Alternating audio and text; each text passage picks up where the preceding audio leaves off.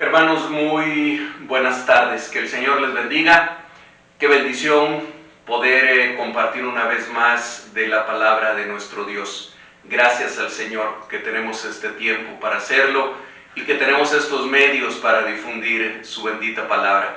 Así que vamos a orar primeramente, vamos a poner este tiempo en las manos de Dios. Vamos a pedir una vez más, como ya lo hemos hecho anteriormente y como seguramente ustedes lo han hecho también, vamos a pedir su dirección y que sea Él el que nos hable. Oremos, por favor. Padre nuestro que estás en los cielos y que estás en este mismo lugar, Señor, te damos gracias, nos acercamos a ti en el nombre de Jesucristo, pidiéndote, por favor, Señor, que en este momento seas tú el que nos dirija, el que nos hable, el que nos instruya, que sea tu Santo Espíritu moviéndose a través de este medio, que sea tu Santo Espíritu moviéndose en medio de las vidas, en medio de las familias, en medio de los corazones. Y que esta palabra tuya, esta palabra que es viva, Señor, se encarne en nosotros, nos marque a nosotros, nos guíe a nosotros, Señor. Háblanos, por favor, en esta tarde. Necesitamos escuchar tu voz. Necesitamos de ti, Señor. Yo me pongo en tus manos. Usa mi vida, por favor. Te lo ruego nuevamente. Te lo suplicamos en el nombre de Jesucristo, nuestro Señor y Salvador. Amén. Amén. Vayamos una vez más a la palabra de Dios, aunque ya la hemos leído, pero para aquellos que nos están viendo a través de las redes sociales y a través principalmente de Facebook y del canal de YouTube, vamos a leer nuevamente la palabra de Dios en la carta del apóstol San Pablo a los Romanos, capítulo 5. Estaremos leyendo de los versículos 12 al 21. Dice así la palabra de nuestro Dios: Por tanto, como el pecado entró en el mundo por un hombre, y por el pecado la muerte, así la muerte pasó a todos los hombres, por cuanto todos pecaron. Pues antes de la ley había pecado en el mundo, pero donde no hay ley no se inculpa de pecado. No obstante, reinó la muerte desde Adán hasta Moisés, aun en los que no pecaron a la manera de la transgresión de Adán, el cual es figura del que había de venir. Pero el don no fue como la transgresión, porque si por la transgresión de aquel uno murieron los muchos, abundaron mucho más para los muchos la gracia y el don de Dios por la gracia de un hombre, Jesucristo. Y con el don no sucede como en el caso de aquel uno que pecó, porque ciertamente el juicio vino a causa de un solo pecado para condenación, pero el don vino a causa de muchas transgresiones para justificación. Pues si por la transgresión de uno solo reinó la muerte, mucho más reinarán en vida por uno solo, Jesucristo, los que reciben la abundancia de la gracia y el don de la justicia. Así que, como por la transgresión de uno vino la condenación a todos los hombres, de la misma manera, por la justicia de uno vino a todos los hombres la justificación de vida. Porque así como por la desobediencia de un hombre los muchos fueron constituidos pecadores, así también por la obediencia de uno los muchos serán constituidos justos. Pero la ley se introdujo para que el pecado abundase, mas cuando el pecado abundó, sobreabundó la gracia, para que así como el pecado reinó para muerte, así también la gracia reine por la justicia para vida eterna mediante Jesucristo, Señor nuestro. Esta es palabra de Dios, esta es palabra que el Señor tiene para cada uno de nosotros. Y yo no sé si ustedes lo habrán hecho, estoy seguro que sí, habrán observado cuántas veces se menciona, aunque sin decir su nombre siempre, pero se hace referencia a Adán, el primer hombre, nuestro Padre finalmente, del cual descendemos toda la raza humana de Adán y Eva. Y cuántas veces se pone también a Jesucristo como un sustituto, como un nuevo Adán, no sustituto en el sentido de que lo esté sustituyendo a Él, sino como hay una alegoría, como hay un parecido entre algo sumamente negativo y algo tremendamente positivo, que es la obra del Señor Jesucristo en nuestra vida. Existen 4 grandes temas a lo largo de toda la Biblia. 4 grandes temas que ahora que estamos estudiando y nos estamos acercando al Catecismo de Heidelberg, los vamos a ir abordando en diferentes momentos y de diferentes maneras. ¿Cuáles son esos 4 grandes temas? Creación, caída, redención y restauración de todas las cosas. La historia bíblica, la historia sagrada que se narra en la Biblia, pasa, atraviesa, tiene esos 4 temas como 4 ejes transversales de toda la Escritura: creación, caída, redención y restauración de todas las cosas. Hoy nos vamos a referir a uno de ellos principalmente, aunque vamos a concluir también con el segundo de ellos, vamos a terminar esta predicación con el segundo de ellos. Y me estoy refiriendo principalmente al tema de caída y al tema de redención, aunque vamos a tocar también necesariamente creación y restauración de todas las cosas. Espero que ustedes me vayan siguiendo en esta predicación, en esta exposición de la palabra. Yo le he puesto a este mensaje: el origen del mal y su solución. Y el objetivo, lo que es mi oración que pudiéramos hacer a través de esta predicación, es entender con fundamento bíblico cuál es la verdadera naturaleza del hombre, cuál es el origen de su pecado y cuál es la única esperanza para la raza humana. Si yo pudiera hacer esto en los siguientes 30 minutos, de veras que voy a glorificar a Dios por eso, y le voy a dar gracias una vez más a nuestro Señor que nos permite acercarnos a su palabra. Bien, a manera de introducción, permítanme decirles, y permítanme hacerlo como médico también, que lo más importante, yo estoy convencido, después de ejercer la medicina durante más de 30 años, que lo más importante que un médico debe hacer es saber hacer un diagnóstico certero, correcto y temprano. Eso es lo más importante que un médico debe de saber tratar, desde luego, la enfermedad, pero lo más importante es que sea capaz de hacer un buen diagnóstico, un diagnóstico certero y un diagnóstico temprano. Porque si diagnostica mal, va a dar un mal tratamiento y lo más probable es que al paciente le irá mal. Pero para no tomar solamente un ejemplo de medicina, también lo más importante que un piloto de avión, yo no sé si algún piloto de repente nos está escuchando, lo más importante que un piloto de avión necesita hacer es saber en todo momento en dónde se encuentra, para saber a dónde ir. Si calcula mal su latitud, su longitud y su altitud, el vuelo puede terminar en un desastre. De la misma manera, para entender la actual condición del ser humano, debemos partir de su verdadera naturaleza. Debemos partir de hacer un diagnóstico correcto de la condición espiritual del ser humano, con una cosmovisión bíblica y no humanística. Es decir, a través de los lentes no del humanismo, sino a través de los lentes de la claridad que nos da la Escritura.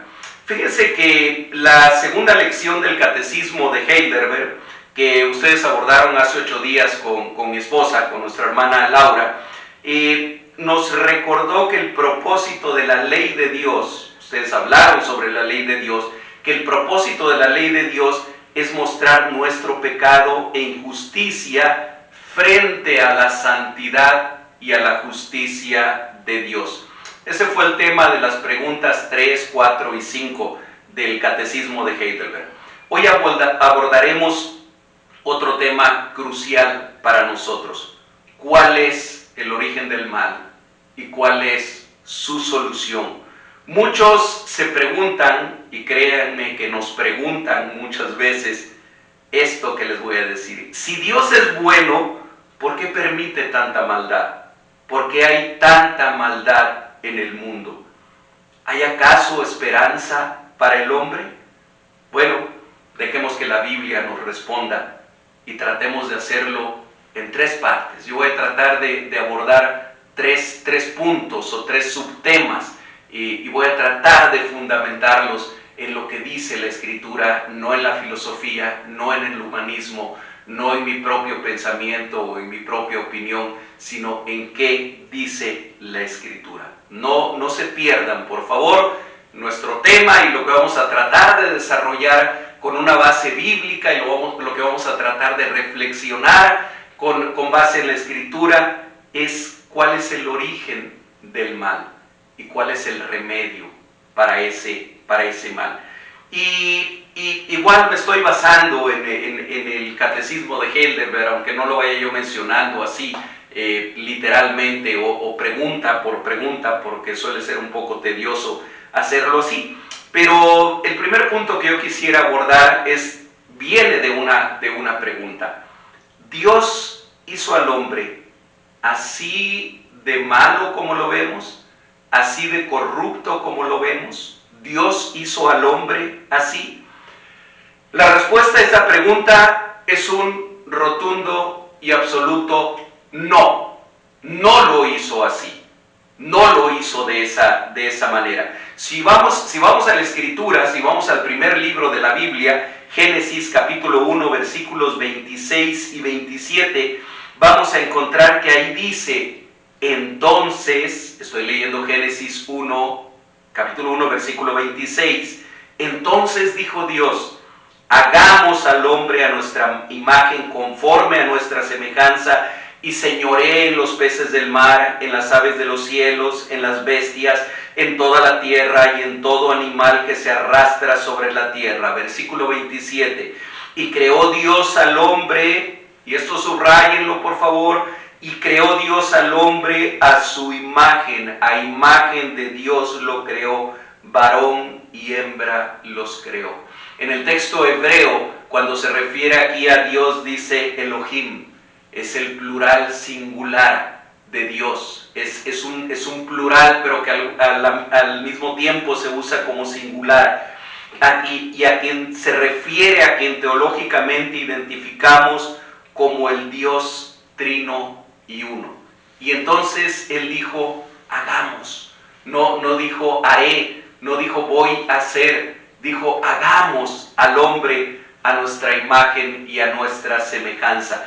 Desde el inicio de Génesis capítulo 1, versículo 1, hasta el verso 25 de ese primer capítulo, se habla de que Dios dijo, habló, y las cosas fueron creadas, dicen los elegantes, ex nihilo, fue creado de la nada.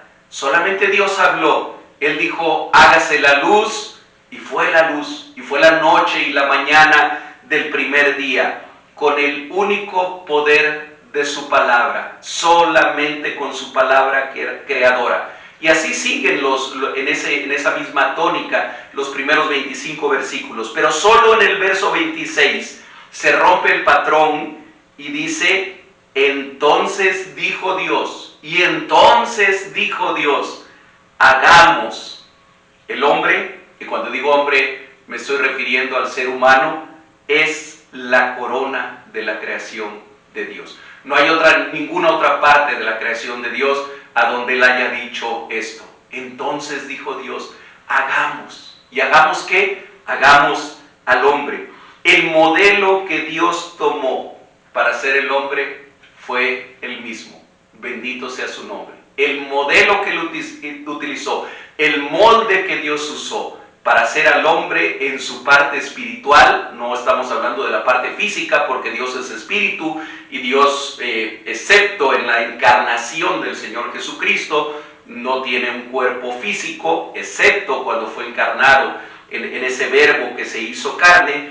Pero cuando dice hagamos al hombre a nuestra imagen y a nuestra semejanza, está hablando del contenido espiritual, de la parte espiritual del hombre.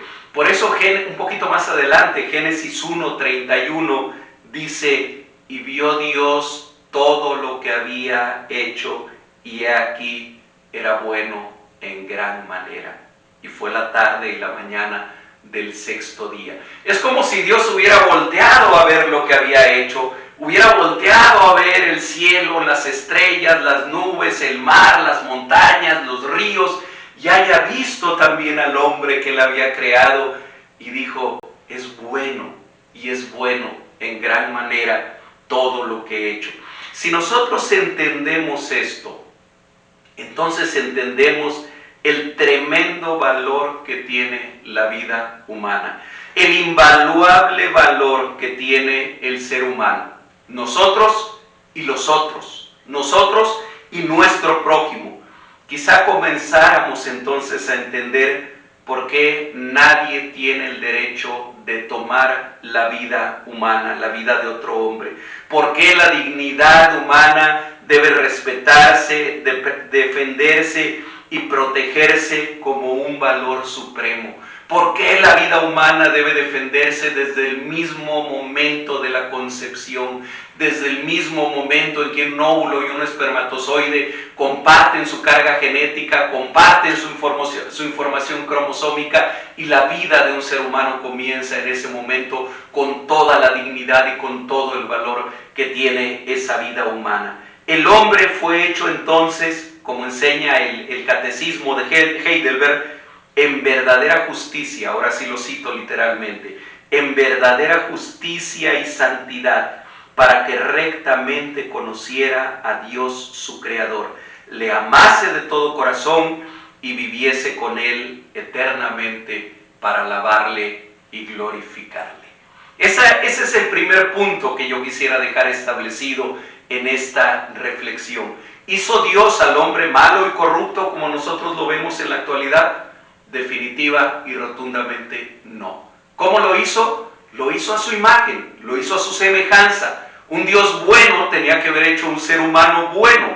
Un Dios santo tenía que haber hecho un ser humano santo. Un Dios justo hizo a un ser humano justo, a un ser humano con libertad, con libre albedrío, con entendimiento, con sabiduría, con inteligencia, con misericordia, con justicia, con bondad. Todos esos atributos fueron puestos en el ser humano. Y entonces tenemos que llegar al segundo punto de esta reflexión, que también lo voy a hacer a manera de pregunta. Entonces, ¿de dónde procede esta corrupción de la raza humana? Si Dios hizo al ser humano, como ya lo acabo de mencionar, como lo acabamos de leer en el libro de Génesis, si Dios volteó, vio todo lo que había hecho y vio que era bueno en gran manera, no solamente bueno, sino bueno en gran manera, entonces ¿por qué todo lo que yo veo a mi alrededor? Entonces ¿por qué toda la maldad? Entonces ¿por qué toda la corrupción? Entonces ¿por qué toda la perversión? Entonces ¿por qué toda la injusticia que llena este mundo en el que estamos viviendo? Entonces, ¿de dónde procede esta corrupción de la raza humana? Y aquí llegamos al segundo gran punto, al segundo gran tema que tiene la historia bíblica, el tema de la caída. Y aquí llega el momento de hacer el diagnóstico de la condición actual del ser humano. En la sección anterior hablamos de la creación, pero ahora tenemos que hablar del evento que teológicamente se conoce como la caída. Ustedes pueden leer todo el capítulo 3 de Génesis, ojalá que lo puedan hacer. Ojalá que ustedes puedan darse un tiempo después de escuchar este mensaje y volver a repasar los pasajes bíblicos que yo les estoy dando en este momento y puedan leer todo el capítulo 3. Nosotros no lo vamos a hacer en este momento, solo voy a mencionar algunas partes del capítulo 3, comenzando por el primer versículo. Dice Génesis 3, versículos 1 al 6. Pero la serpiente, que era astuta, más que todos los animales del campo que Jehová Dios había hecho, la cual dijo a la mujer: con que Dios os ha dicho, no comáis de todo árbol del huerto.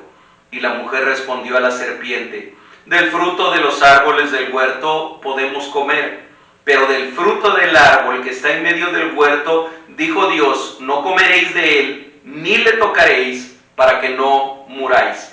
Entonces la serpiente dijo a la mujer, no moriréis, sino que sabe Dios que el día que comáis de él, serán abiertos vuestros ojos, y seréis como Dios, sabiendo el bien y el mal.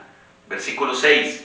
Y vio la mujer que el árbol era bueno para comer, y que era agradable a los ojos, y árbol codiciable para alcanzar la sabiduría, y tomó de su fruto, y comió, y dio también a su marido, el cual comió así como ella. Así, de esta manera, como yo lo acabo de leer, y como ustedes lo pueden leer, y ojalá lo lean en su Biblia, así comienza la tragedia humana. En el momento en que el ser humano, hombre y mujer, ser humano son ambos, hombre y mujer, deciden en medio de su bondad, en medio de su justicia, en uso de su libre albedrío, en gozo completo de su pureza, deciden ignorar el mandato de Dios, no creer en su consejo, hacerle caso a la serpiente, que sabemos quién es la serpiente antigua, es Satanás, y tratar neciamente de ser como el Creador, de ser como Dios. Porque ese es el núcleo del engaño y de la mentira de Satanás. No vas a morir, al contrario, vas a ser como Dios. Es más, ese mismo engaño lo sigue repitiendo todavía y lo sigue susurrando a los oídos de los seres humanos el día de hoy. No es cierto, no te va a ir mal si haces tal cosa. No es cierto, eso no es pecado. Todo mundo lo hace. ¿Quién no lo hace? ¿Qué tiene de malo? Dirían por ahí, ¿qué tanto es tantito?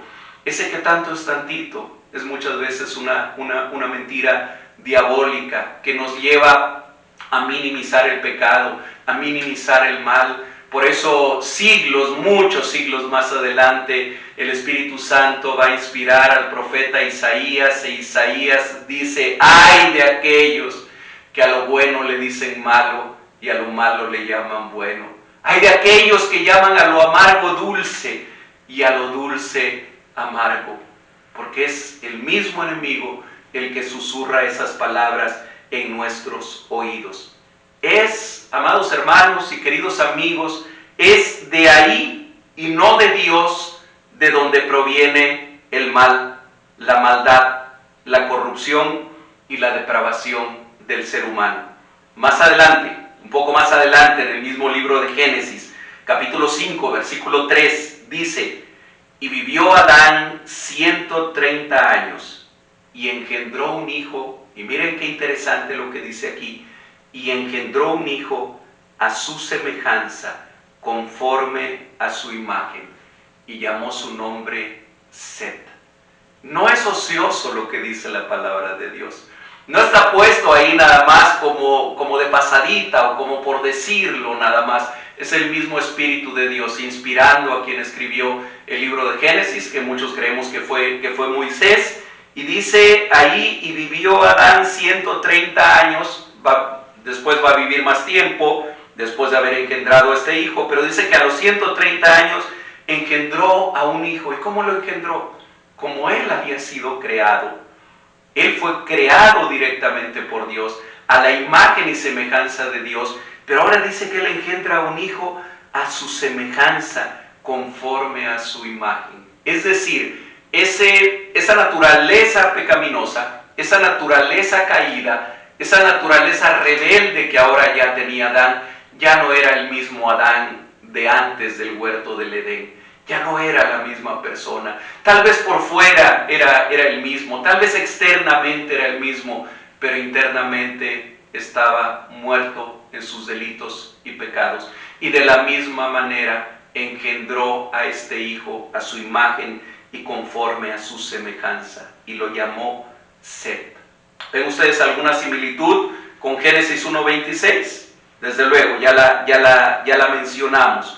Fíjense que es interesante que Set, este hijo de Adán, después de Caín y de Abel, por supuesto, es un nombre que significa sustituto.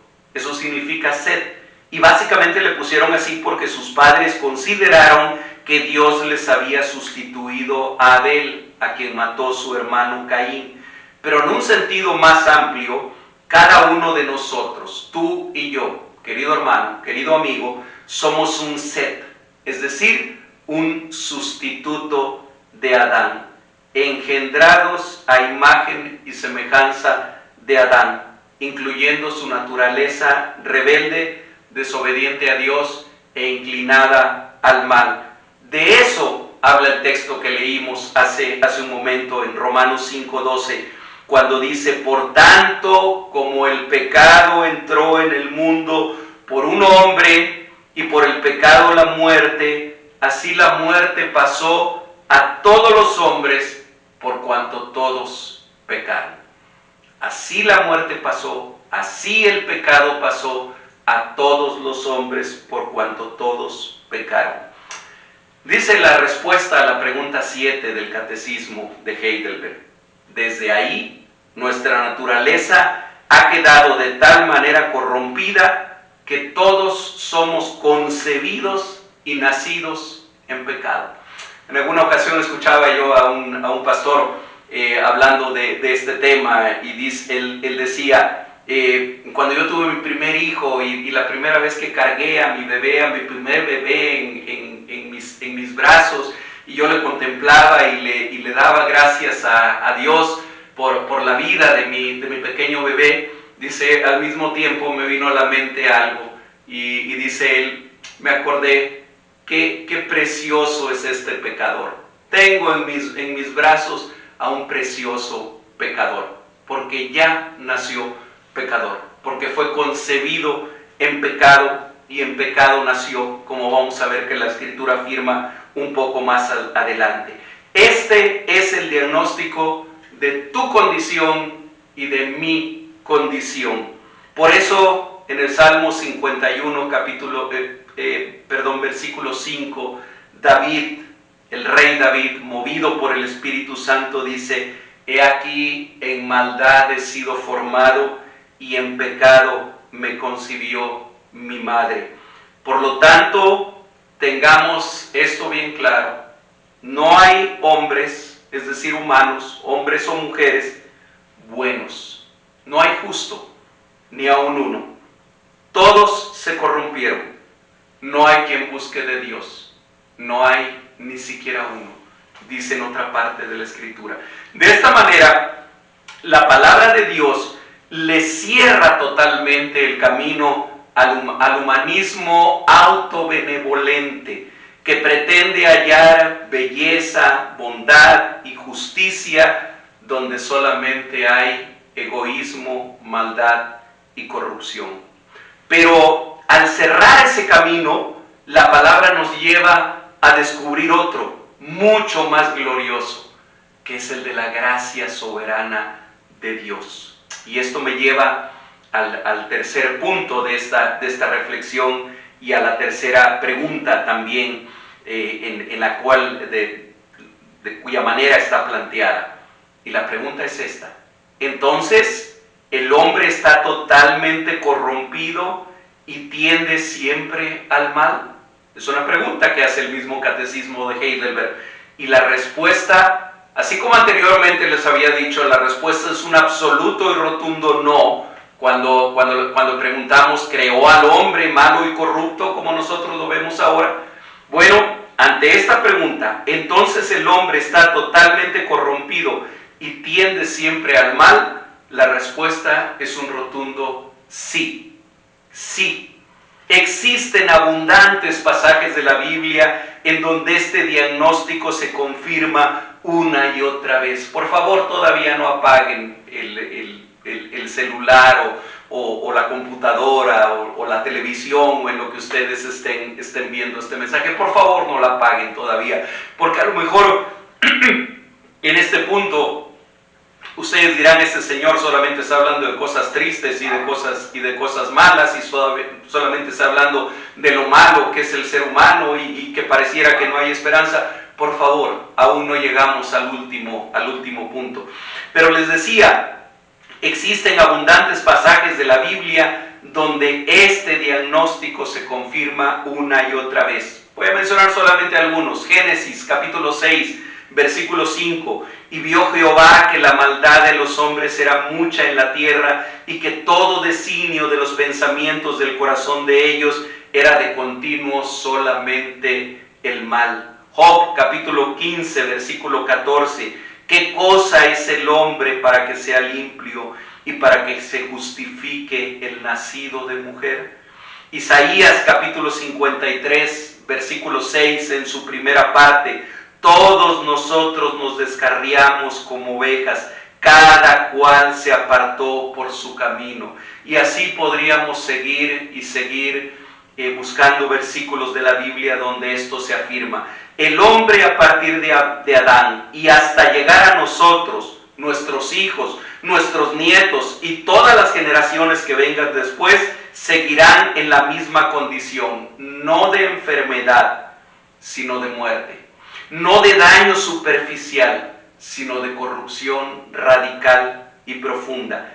Eso es lo que enseña la Biblia. Por eso es que a tantos no les gusta, o bien la maquillan y la tratan de suavizar. Pero bendito sea Dios, que la revelación bíblica no se queda ahí. Bendito sea Dios que Romanos 5 no termina en el versículo 12. Bendito sea Dios que aún hombres pecadores como Zacarías Ursinos y Gaspar Oleviano, los autores del Catecismo de Heidelberg, entendieron que la revelación va más allá, porque en la respuesta de la pregunta 8 de ese libro que escribieron, ellos pusieron: a no ser que seamos regenerados por el Espíritu Santo. Gloria sea a Dios, gloria a Dios. El hombre está totalmente corrompido y tiende siempre al mal, total y absolutamente sí. Pero, hay un pero, a no ser que sea regenerado por el Espíritu de Dios. Así es, la naturaleza humana no puede ser barnizada, ni maquillada, ni pintada de otro color. Tiene que ser cambiada desde su raíz. Es decir, el cambio que necesita el ser humano, el cambio que necesitas tú, el cambio que necesito yo, el cambio que necesita toda la humanidad, es un cambio radical, es decir, de raíz. Y eso solamente el Espíritu de Dios, en su gracia soberana, es capaz de hacerlo. Nadie más lo puede hacer. Por eso es que el Señor Jesucristo, cuando trata de explicar esto a un hombre muy sabio, un maestro de la ley, un principal entre los judíos, llamado Nicodemo, que vino a ver a Jesús de noche, seguramente en lo oscurito, para que nadie lo viera, que venía a ver al maestro. Cuando el Señor Jesucristo trataba de explicarle esto a Nicodemo, le habló de algo tan radical y profundo como nacer de nuevo. Juan capítulo 3, versículos 3, 5 y 7, voy a leer. Respondió Jesús, le respondió a Nicodemo, y le dijo: de cierto te digo, que el que no naciere de nuevo no puede ver el reino de Dios. En el versículo 5, el que no naciere de agua y del Espíritu no puede entrar en el reino de Dios. Versículo 6, lo que es nacido de la carne, carne es, y lo que es nacido del Espíritu, Espíritu es. No te maravilles de que te dije: os es necesario nacer de nuevo. Queridos amigos, queridos hermanos, no hay forma de reparar el corazón del hombre. Debe ser cambiado por otro. Y esa fue la promesa de Dios para el nuevo pacto. Por eso en el libro del profeta Ezequiel, capítulo 36, versículos 26 y 27, oigan ustedes estas palabras hermosas que las escribió Ezequiel, sí, pero ya sabemos quién se las inspiró, ya sabemos quién se las dio, el Espíritu Santo. Y entonces Ezequiel, hablando a nombre del Señor, diciendo lo que el Señor le había dicho, escribe: os daré corazón nuevo y pondré espíritu nuevo dentro de vosotros, y quitaré de vuestra carne el corazón de piedra y os daré un corazón de carne, y pondré dentro de vosotros mi espíritu, y haré que andéis en mis estatutos, y guardéis mis preceptos, y los pongáis por obra. Esto es lo que llamamos regeneración. Y eso solo ocurre gracias a la obra redentora de Cristo, el nuevo Adán, aquel verdadero nuevo hombre quien inició la nueva humanidad a partir de él. Por eso Pablo, en el pasaje que leímos hace un momento, en Romanos 5, versículo 15, dice, pero el don, el regalo, eso quiere decir la palabra don, el don no fue como la transgresión, porque si por la transgresión de aquel Adán, de aquel uno llamado Adán, murieron los muchos, abundaron mucho más para los muchos la gracia y el don de Dios por la gracia de un hombre, Jesucristo. Así es, por la transgresión de Adán, que arrastró a toda la humanidad, muchos, es decir, todos los que heredaron su pecado a partir de él, murieron espiritualmente, es decir, fueron separados de la comunión íntima con Dios, pero fue mucho más abundante, mucho más grande el don, la dádiva, el regalo de Dios, es decir, el don de Jesucristo. Por eso también en otra parte el apóstol Pablo va a decir, porque la paga del pecado es muerte, mas la dádiva de Dios, mas el regalo de Dios es vida eterna en Cristo Jesús, Señor nuestro. Más adelante, en este mismo pasaje que leímos hace un momento, en el verso 17, dice Pablo, pues si por la transgresión de uno solo reinó la muerte, mucho más reinarán en vida por uno solo, Jesucristo, los que reciben la abundancia de la gracia y el don de la justicia. ¿En quiénes reinará la vida? ¿Y por quién reinará la vida?